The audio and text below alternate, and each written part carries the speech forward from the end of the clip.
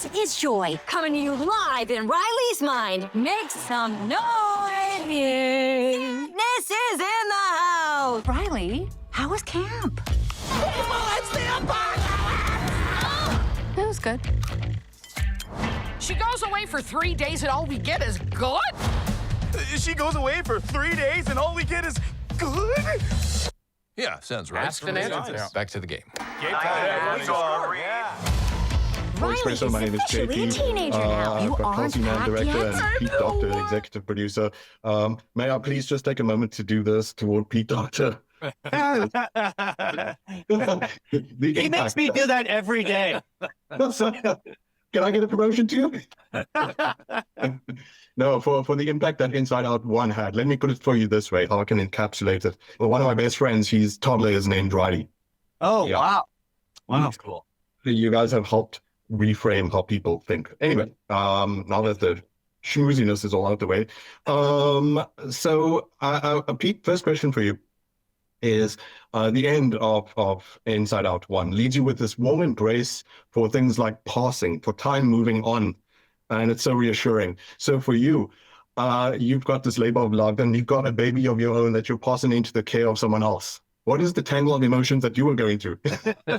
Well, and I think that's why it took us a little while to kind of feel, is there more to do here? You know, we kind of felt like we worked hard, as we do with all of our movies, to wrap them up and make them feel like, okay, they're complete.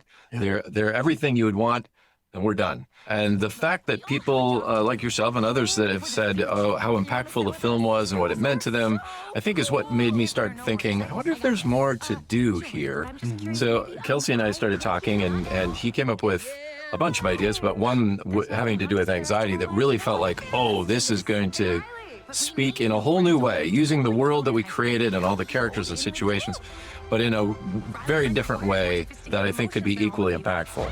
The cool thing about working at Pixar and with Pete, and you said this to me at the beginning, you're like, I think there might be another story there. I think you'd be a good person to go off and see if there is. And if there isn't, if we don't find anything that we're both feeling, Mm-hmm. then we won't make it. Yeah. And try to lower the anxiety level. Yeah. But I'm happy to say, we're here at this point, and we've got a movie that we are really. Inside Look at Out that. 2, right? We made it. So printed stuff. Yeah. I'm proud of what we've been able to come up with, and I think it is something that's going to be not only a really a fun movie, because I always wanted to make something fun, really imaginative, and then do something that does a little good in this world. I appreciated your characterization of anxiety because I think the stereotype that I would have even as well is that it's feral, is that it's maniacal. Yes. But there's a calculation and there's a sophistication to it. How did you land on the characterization of anxiety in Inside Out 2? You're totally right. Maniacal was kind of the way she started. I always wanted her to take Draft over. 1. Yeah, she was really too villain. Like, she was hard to like. She was hard to watch. That's the fault of birth. That's Didn't not feel your true. It didn't feel authentic.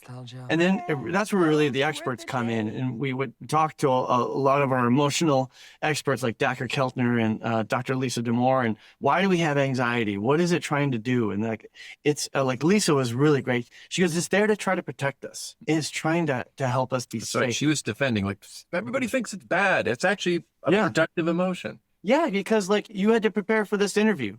And a little bit of anxiety helped you go, it's tomorrow, get ready, Have some questions, Yeah, but it can go too far, and you can worry too much about this interview, and you can way over prepare and not sleep at night, and it can go too far. So that's I think when we realized that anxiety loves Riley just as much as joy does, that's when it started to work. And it's the same with the way, sadness could have been given that same characterization, like that is just emo, that is just acting out.